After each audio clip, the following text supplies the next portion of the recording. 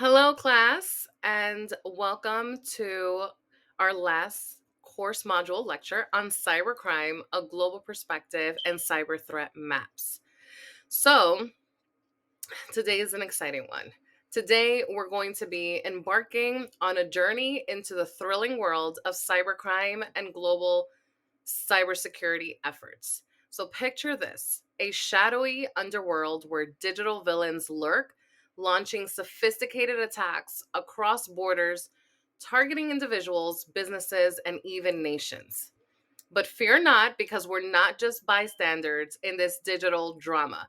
We're the cybercrime investigators, the defenders of digital realms, armed with knowledge, strategy, and of course, a dash of digital savvy.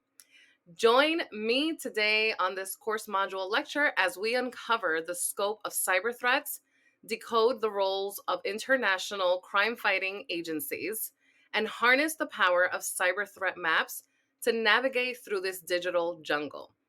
Get ready to sharpen your cyber sleuthing skills and become guardians of the digital frontier as the adventure begins. So, part one, we will discuss global cybercrime trends. Here we will run through an overview of key highlights and trends. Prevalence of cyber attacks. Cyber attacks are in the top rated risk, marking them as a new norm across various sectors.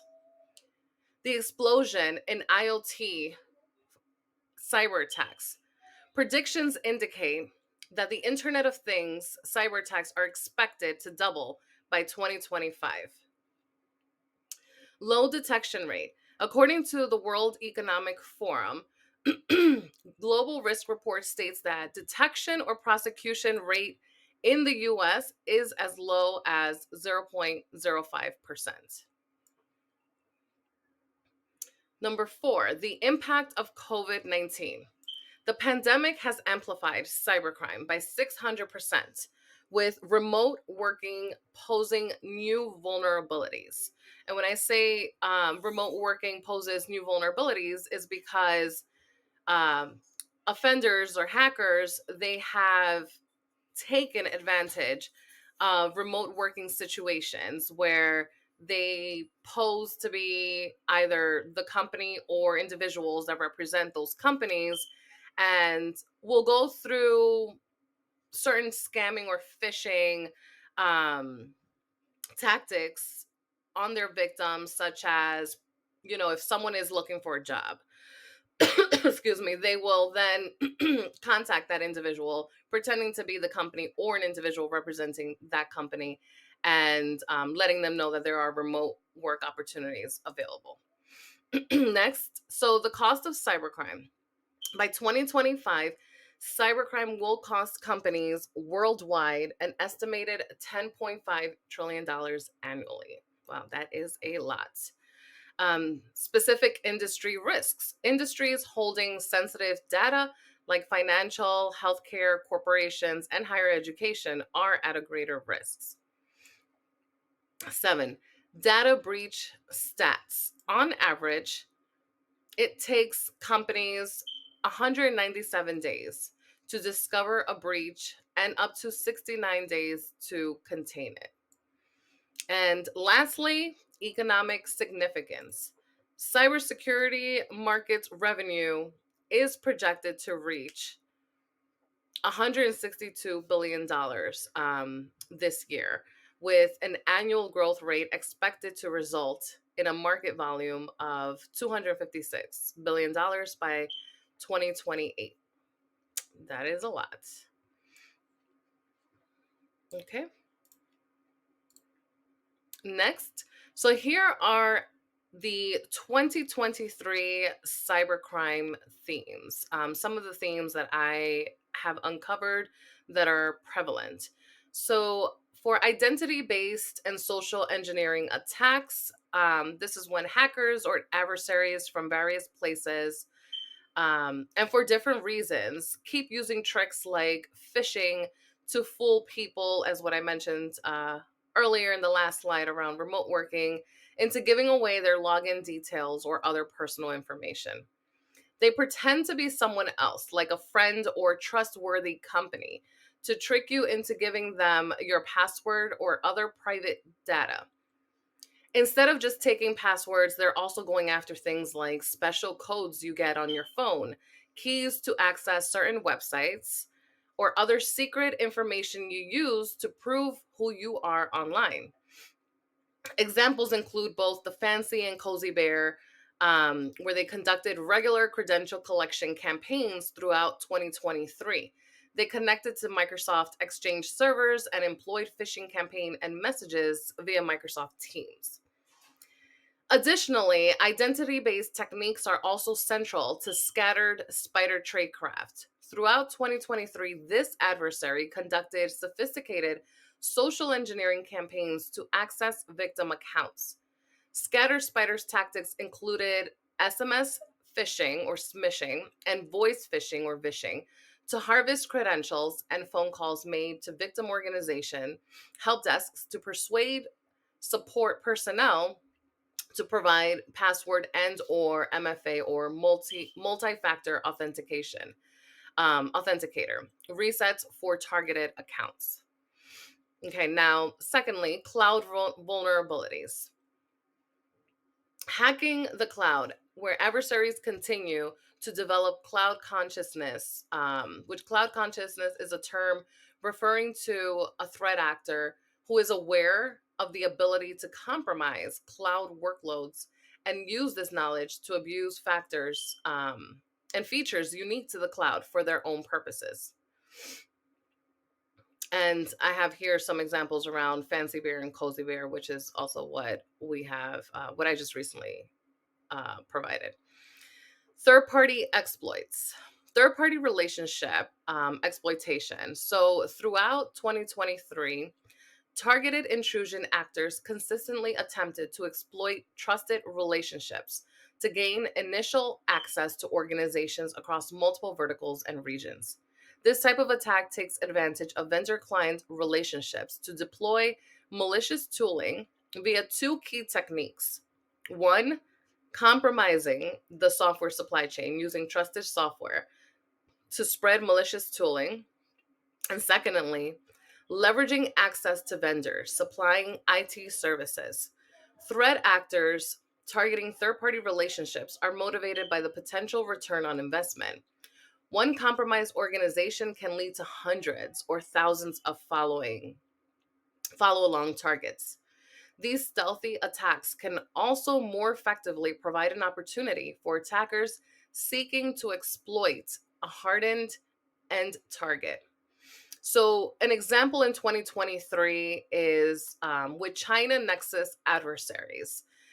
Increasingly targeted third party relationships in efforts to deploy malicious implants and gain initial access.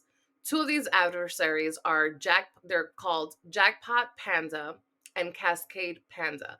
They consistently exploited trusted relationships through supply chain compromises and actor on the side or actor in the middle attacks.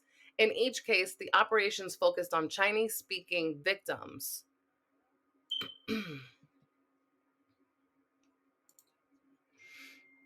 So now we're going to go through the 2024 threat landscape. As you can see here, we have generative AI and election targeting. So for generative AI, in the late 2022, mainstream accessible generative AI technology became widely available, as you are all aware, opening up new possibilities for creating content efficiently. However, this also caught the attention of adversaries who want to use this technology for their own gain. Generative AI has made computing more accessible, which means it's not just to benefit good people, right?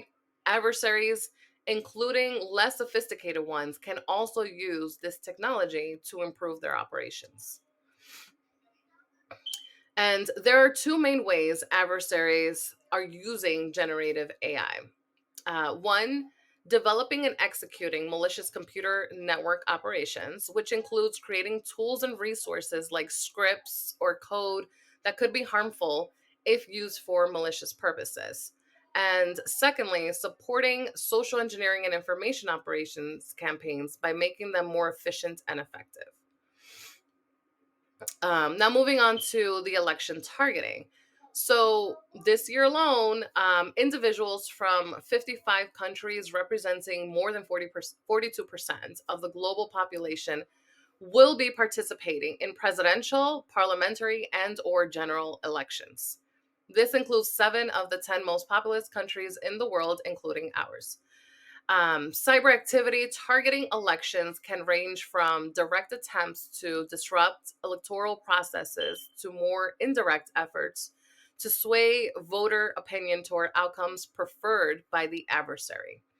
The most direct but least frequent targeting involves intrusions against the software and hardware used to record, tally, count, and transmit votes in voting systems.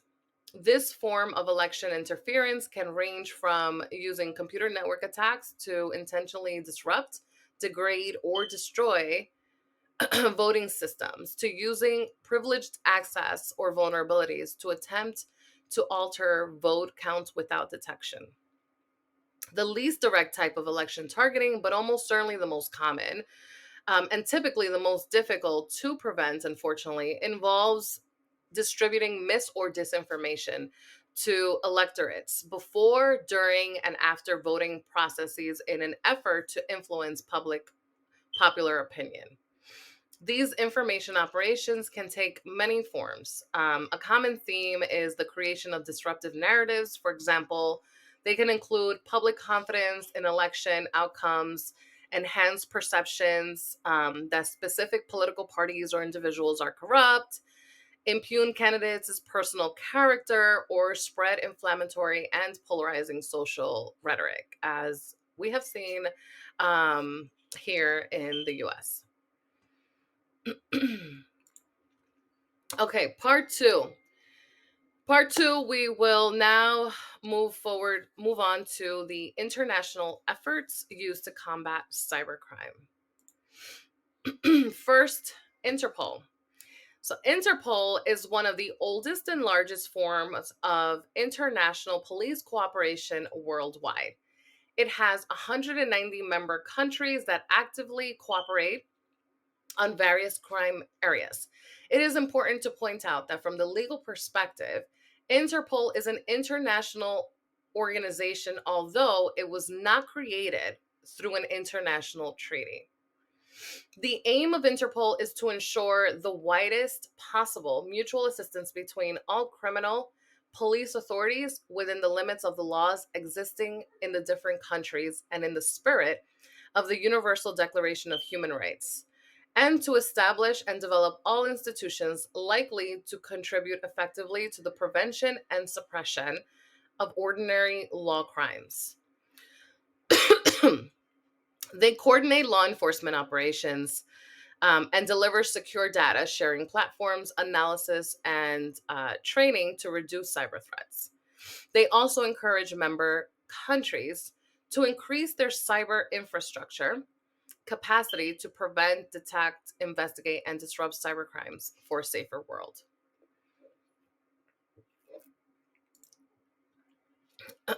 Okay. So the United Nations Office on Drugs and Crime, or the UNODC, has been helping make the world safer from drugs, organized crime, corruption, and terrorism. They are committed to achieving health, security, and justice for all by tackling these threats and promoting peace and sustainable well-being as deterrents to them. Their work is based on 5 normative areas of activity. Concerning cybercrime, the UNODC has a global program on cybercrime initiative that promotes long-term and sustainable capacity building in the fight against cybercrime by supporting national structures and actions. Specifically, the UNODC draws upon its specialized expertise on criminal justice systems, response to provide technical assistance in capacity building, prevention, and awareness raising, international cooperation and data collection research and analysis on cybercrime.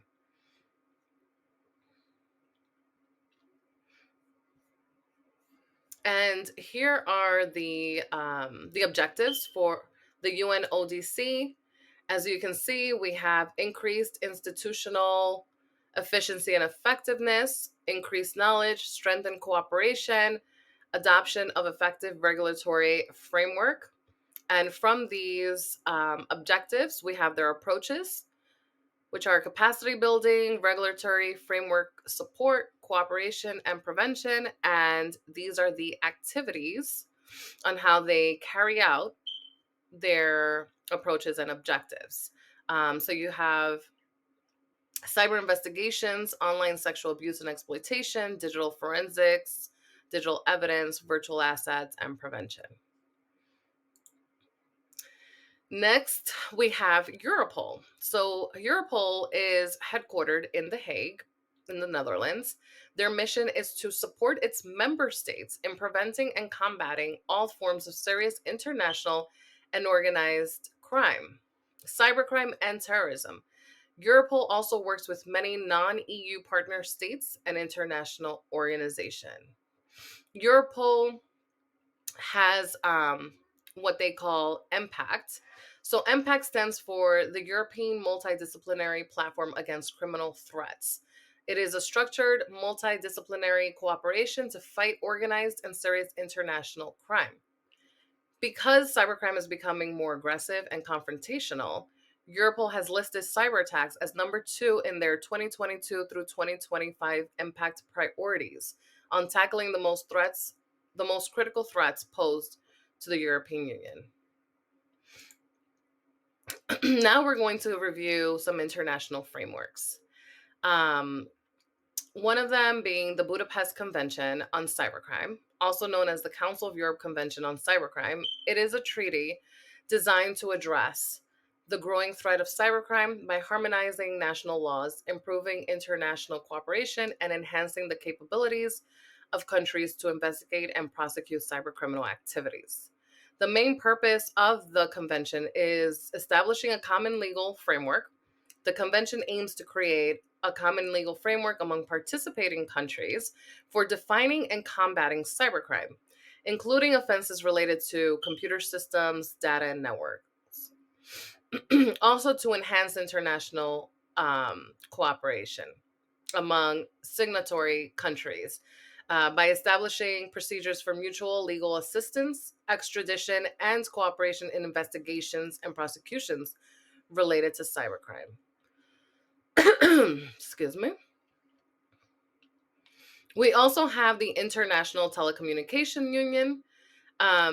It's a specialized agency of the United Nations that works on various initiatives to promote cybersecurity and combat cybercrime globally. They provide guidelines, capacity building programs, and technical assistance to member states. They also have what they call their Global Cybersecurity Index, or GCI, which is a trusted reference that measures countries' commitment to global security at a global level. In this index, each country's level of development is assessed along 5 pillars: legal, technical measures, organizational measures, capacity development, and cooperation. I highly encourage you all to review it, as this is a valuable source that can add value to your upcoming assignment.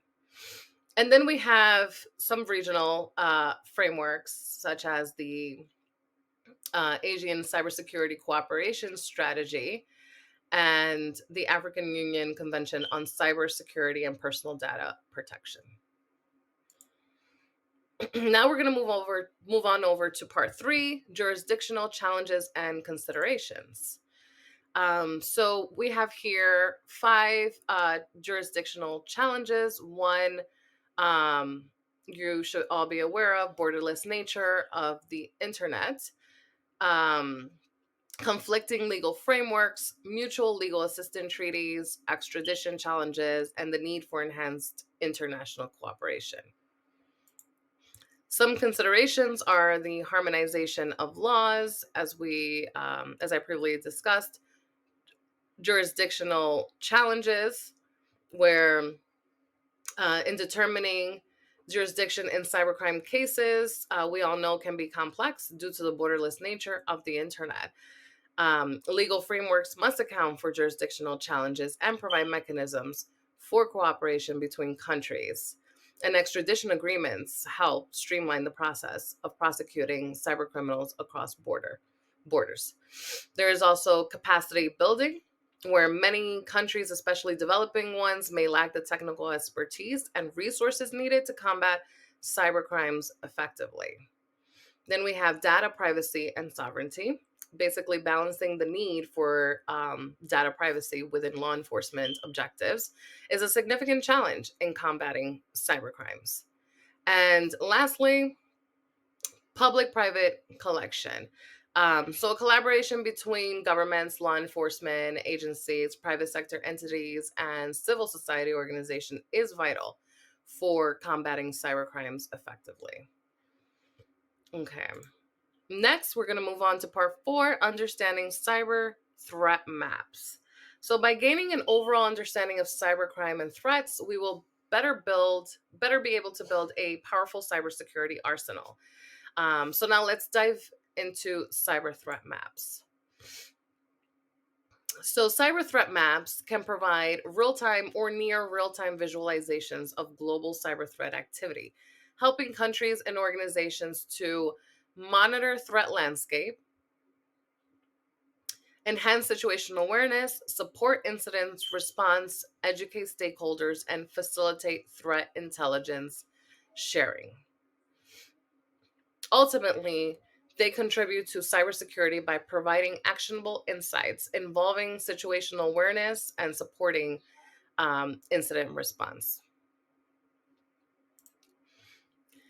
We will now break up into small groups to explore a cyber threat map I would like you to utilize for your post-lecture assignment. You will use Checkpoint's live cyber threat map, where you should all have the URL. If not, it is threatmap.checkpoint.com.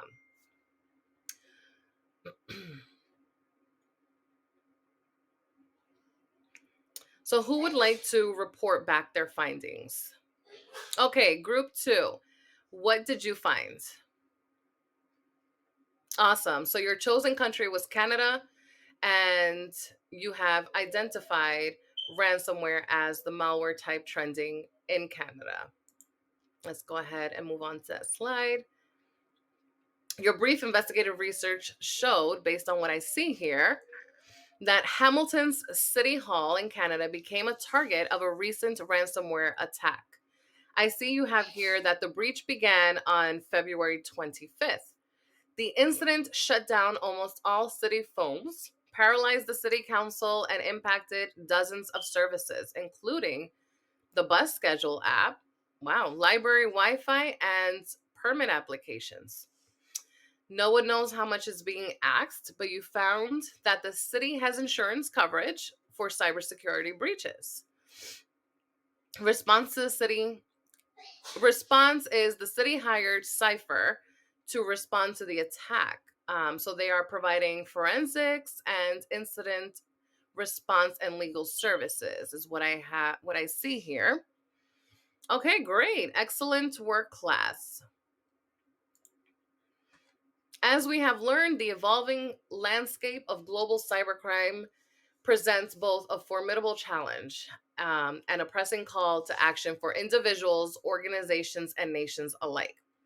Ultimately, the fight against cybercrime is a continuous journey, one that requires adaptability, resilience, and collective action. So let's commit to enhancing our cyber defenses, sharing knowledge and resources that you have all learned throughout this course, and working together to create a safer and digital world for all. For your assignments, you will use Checkpoint's live cyber threat map, where you will identify the top 3 recent attack trends targeting your selected countries, including the types of attacks, the frequency, and severity. Analyze the potential impact of these cyber threats on the targeted country's cybersecurity landscape, economy, and national security. This will be done by conducting qualitative research to corroborate the findings obtained from the cyber threat map tool. Further details and instructions are included in the assignment document. If there are no questions, I will conclude our module lecture and I look forward to reviewing your assignment. Thank you, class, and good luck.